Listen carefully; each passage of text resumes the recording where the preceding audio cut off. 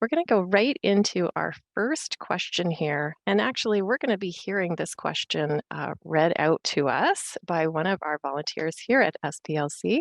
Their name is Margaret Chin. This is my scenario. Housing stability is a huge issue in Ward 22. Prices are rising, there are long wait lists for affordable housing, and many people in Scarborough are precariously housed.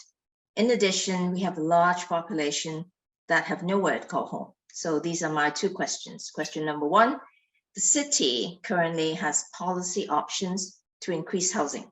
For example, laneway or garden suites, legalizing multi-tenant homes.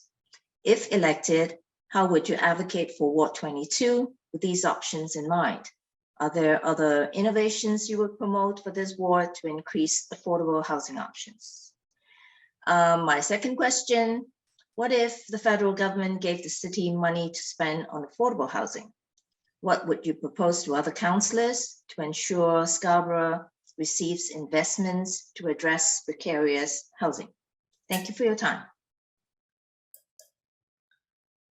Thanks so much, Margaret. That's really great. And our first response is going to be from Antonios. So just a little introduction. Thank you for having me on this panel. I'm excited to share my opinions. Just a little bit about my background. I'm not a career politician. I've done very well running a small business, Mega City Heating, and I want to bring some business sense back to council and to talk about matters like these. So what I would say is developing legal multi-tenant housing is my priority. This is a part of Tory's plan to increase the number of multi-tenant dwellings at key transit points, et cetera, TTC and roadways. Many of the rooming houses are illegal, and legalizing them doesn't solve the problem. A lack of affordable units for seniors downsizing, young people starting out, new Canadians, new development of legal multi-tenant homes is the priority. If the federal government was giving us councillors some money to allocate it, I think it has to be allocated evenly and equitably to the wards that need it most. Aging court is one of them. Illegal rooming houses need to be replaced with legal, safe multi-tenant units, and we need federal money to do so. So that's how I would allocate the funds. Great. Thanks so very much, Antonios. Appreciate that. All right, we're going to now hear from Nick. Nick, how do you respond to question number one, which has part A and B? Good afternoon, everyone. It's a pleasure being here this afternoon with everyone at SPLC. To answer the question, access to affordable housing is a right that many people face with extreme challenge. This hardship is even more apparent today. With the soaring prices, increased inflation, and growing interest rates, many residents are struggling to secure a home, let alone find stable housing.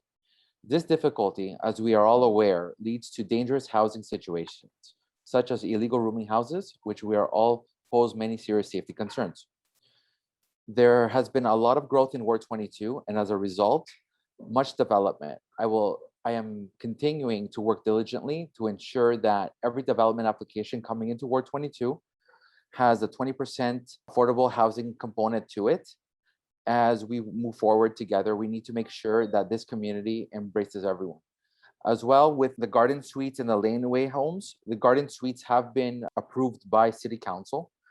Now, it is not every home is able to have a garden suite because they have to meet specific requirements from planning and zoning, but we will ensure that all, and we've been working with all residents to make sure that the ones that do apply for the garden suites, they're able to have their applications done in a timely manner.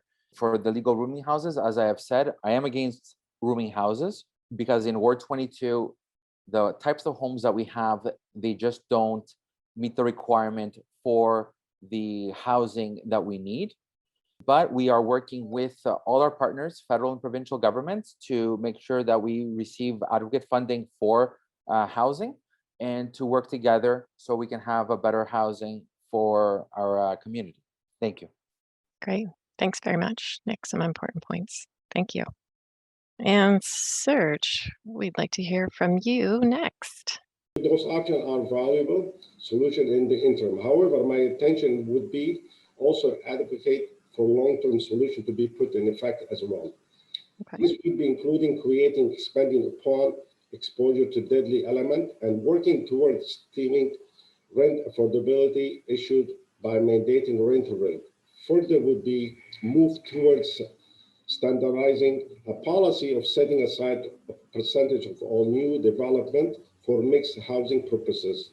This would be both well the excessive cost increases as well and bring transparency to our issue. And as Nick, he said he's willing to put 20%. I am willing to do it 30%. So I'm going to ask every building to have a 30% vacant for a low income family. Back to the question, answer number 2.